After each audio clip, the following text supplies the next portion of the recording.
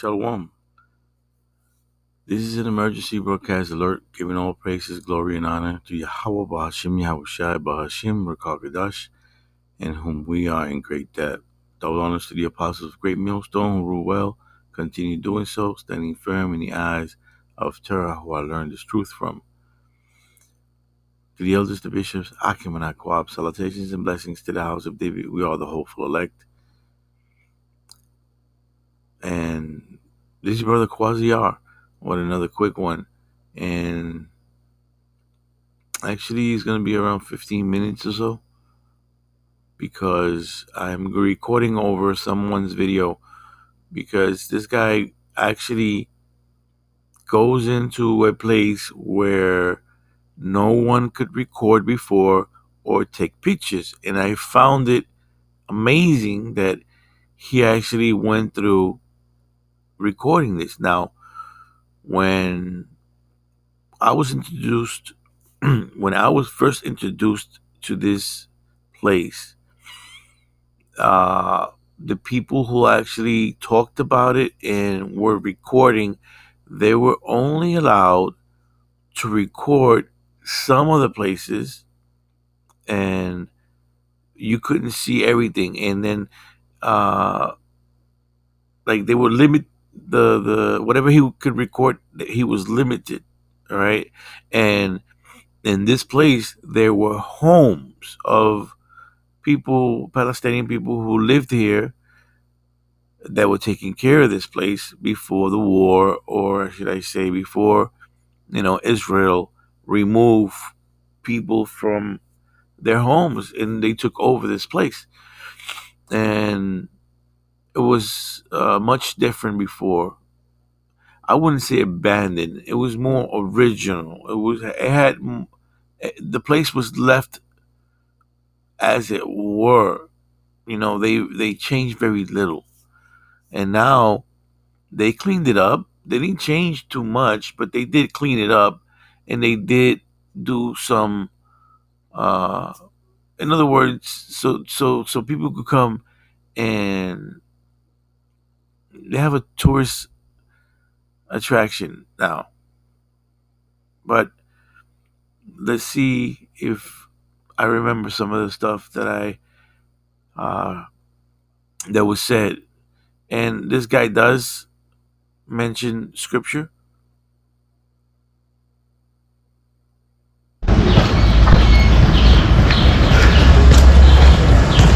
Okay, guys, so we are now in a beautiful garden in Jerusalem next to the Damascus Gate. It's called the Garden Tomb, and this is one of the possible locations of the Golgotha.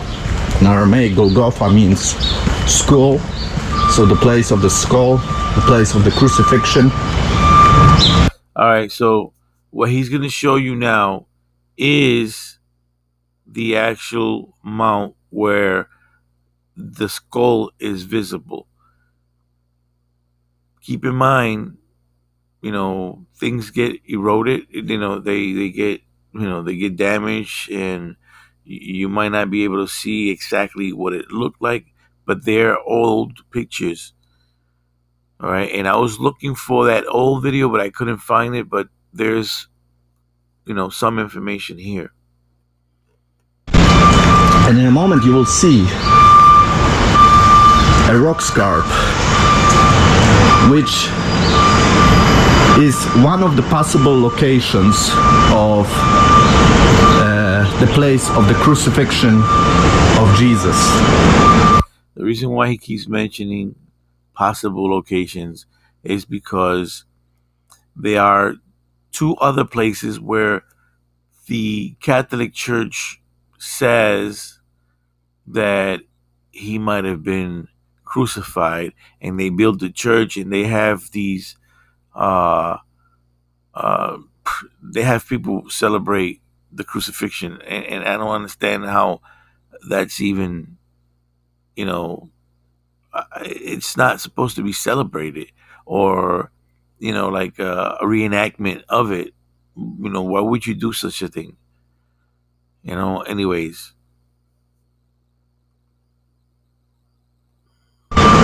So right there you can see this massive. So they only show you one, but if you look, there might have been one here, and there might have been one here, but there's definitely one still visible here. Rock scarp, and in the past this place actually looked like a skull. You can see here some historical pictures showing you how it looked in the past. So this is the rock scarp, the skull, and there was a very important road going right next to it. We're not far from the Damascus Gate. It's right in that direction. So here still now today there is a bus stop, so it's still a busy place where people travel. So this tradition has been preserved, and this is possibly the place where the crucifixion happened. So just to give you an idea, the crucifixion will not be on the hill right here on top. And I would rather think that that's where the Romans would have him, because you would not only see it when you're walking by, but you can also see from far away. And that would be a terrifying sight, to have someone you love hanging from a tree. Hell, it still shakes me today to even think of such a thing. Of it, but it would probably be right next to a road, because this is how the Romans did it. They would crucify people next to the main roads, so that the people that would see that would be afraid to do anything against the Romans. So this is how it looks today. There are actually two places where it is believed the two possible locations of the crucifixion. This one is very unique because you have a garden next to it and an actual tomb that you can visit, and we will visit it in a moment. So this is this place, and on top of it you have a Muslim graveyard, so still a place of death. So it's very symbolic in that manner. Remember when I mentioned that the Palestinians were living in this area? They were the ones who was taking care of this place before the Israelis pushed them out and made this a tourist attraction. Well, anyways, let me just keep going. So this might be the place where Jesus was crucified. Crucifixion was a horrible death. You were hanged on a cross, and you would have to gather your strength to get even the breath. So I'm doing this really quickly because there are tourists coming, so I'll be going now in a different location.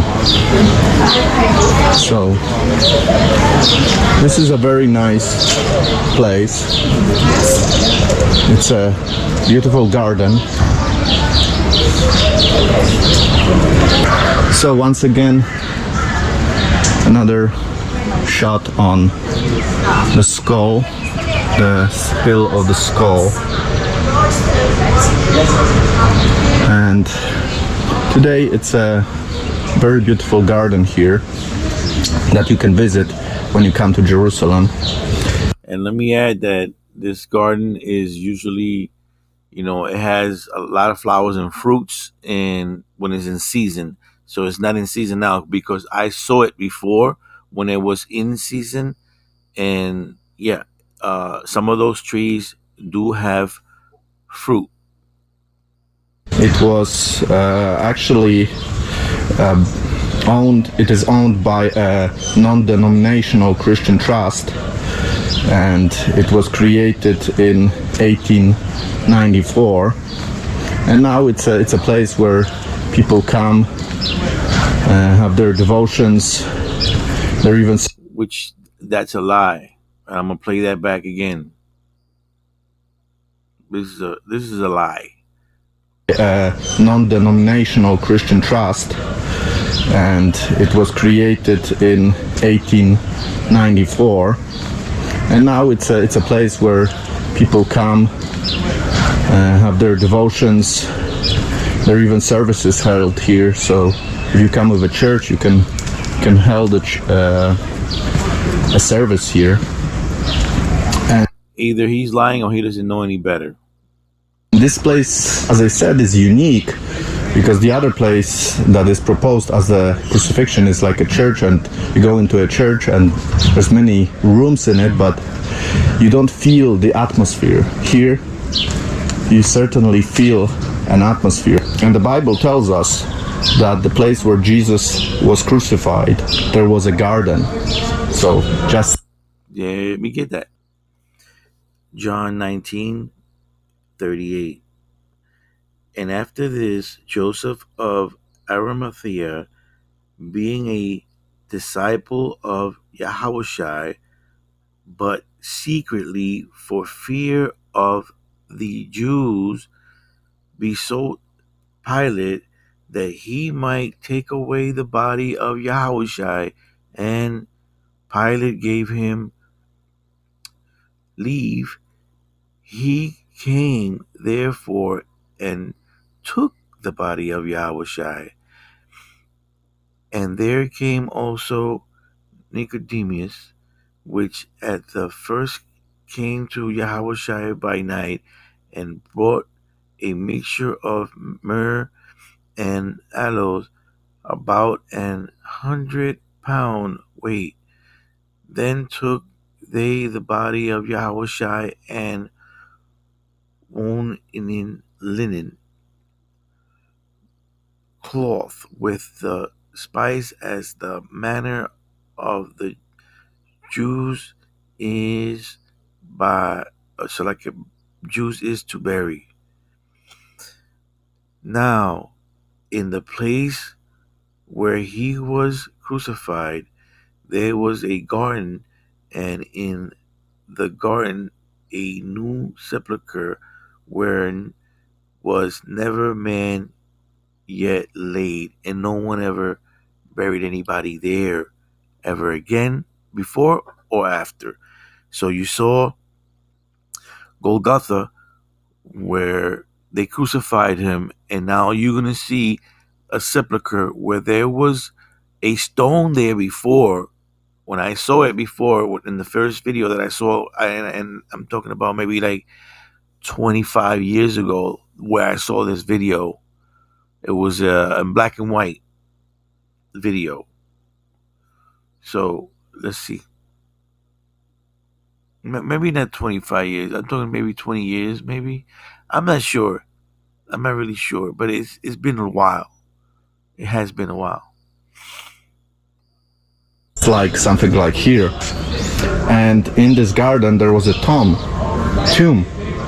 There was a tomb in which no one have ever been put.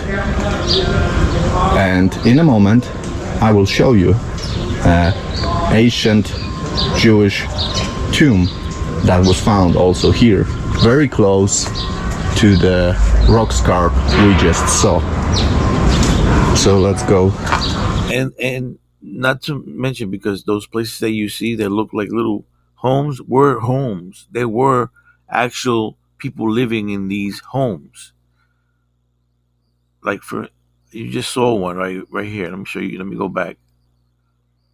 Ancient Jewish tomb that was found also here, very close to the Right there, you rock see? scarp we just saw. So let's go see it.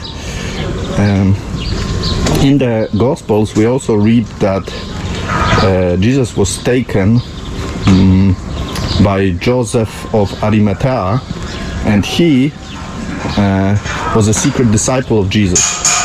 So he took his body and he put Jesus in this tomb. All right, John. So let's go to the tomb. I want to do this before the rest of the people come, because this place is very busy during the day, and especially now when it's Saturday before the Resurrection Sunday. This is very busy place. Okay, so right here, when you see going down, it was a gate right here, and this was covered. All of this was covered, and there was a small home. There was one on this side, and there was another home on this side, and these were the people who was taking care of this sepulcher. And I remember them saying that it was collapsing, and they put these here. And so he mentions this. But the stone was right here. The round stone was right here.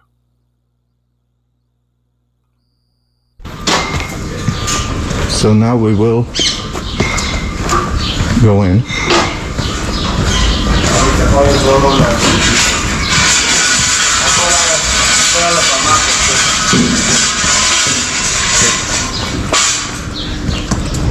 This is how it looks on the outside.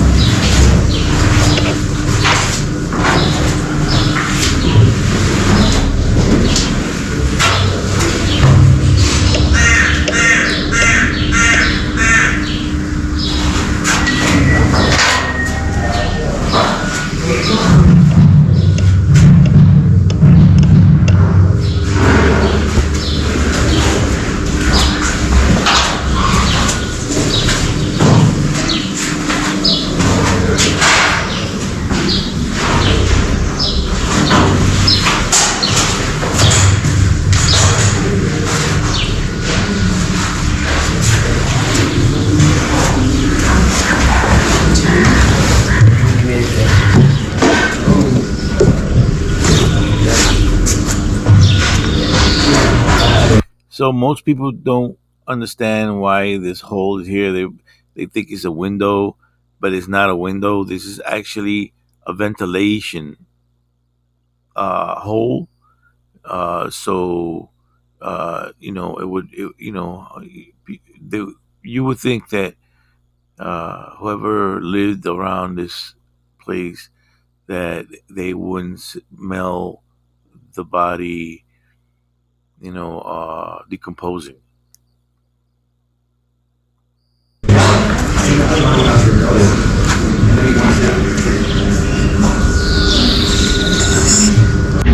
So one more thing that I want to say about this tomb is that in the Gospel of Mark, in the 16th chapter, we read that when the women went into the Mark 16 chapter, right?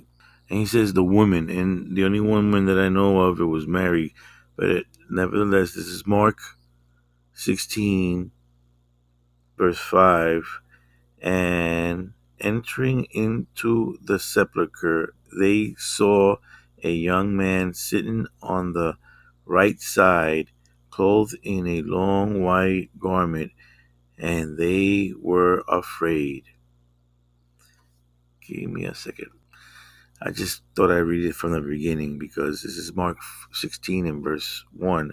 And when the Sabbath was past, Mary Magdalene and Mary, the mother of James, and Salome or Salome had bought sweet spices that they might come and anoint him, and verily Salakia, and very early in the morning, the first day of the week, they came unto the sepulchre at the rising of the sun, and they said among themselves, who shall roll us away the stone from the door of the sepulchre? And when they looked, they saw that the stone was rolled away, for it was very great. And that's the stone that I was talking to you about that was on the left side. And I'll show you again in a few minutes.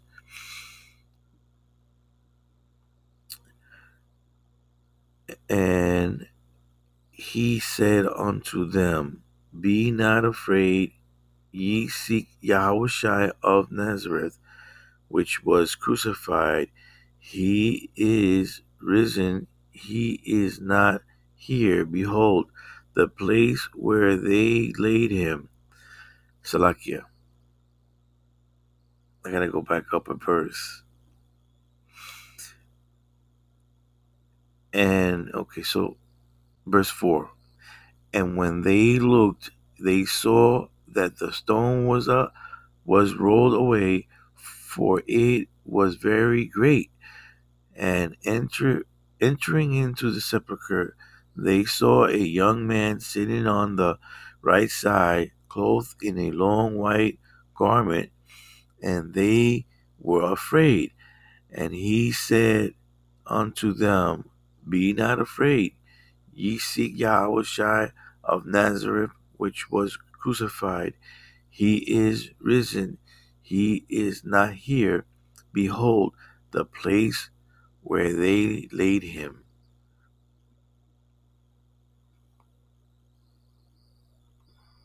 Tom, they looked to the right and they saw a young man. And right here, the tomb is to the right.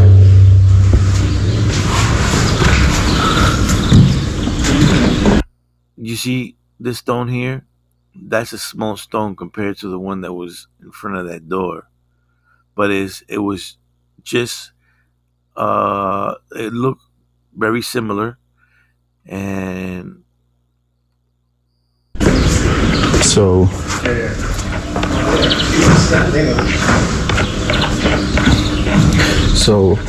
Mary, where you see the pots, that's where it rolled, and it would cover this whole thing. As big as it was, it would cover all of this. And I don't know if you can still see the imprint of the stone where they carved it out. That's amazing. I'm just looking at that now. Anyways, let's continue. Magdalene and Mary of Jacob, they went in and they looked right, and they saw a young man, an angel, telling them that this tomb is empty. And this is exactly how this tomb is designed. You look to the right and you see a burial site. You can actually still see chisel marks. So one more important detail showing you how carefully you should read the Bible. And then there was a stone in the past here that was like a rolling stone, and it would cover this tomb. Those stones, of course, are modern, they're not ancient, and this is something that was done because the tomb got destroyed and they had to maintain it somehow, so they used those stones. So this is an ancient Jewish tomb located in a garden very close to the skull. So quite incredible. It is possible that this is the place where Jesus was laid down and where a resurrection happened. Yeah, I'm gonna stop it here because he goes back to the tourist attraction, and I'm not interested in that. And this is where I truly believe that my Messiah was actually risen, because that place in the church, it don't look nothing like it. It doesn't feel natural to me, and I needed to share this with you guys. So with that said, shalom.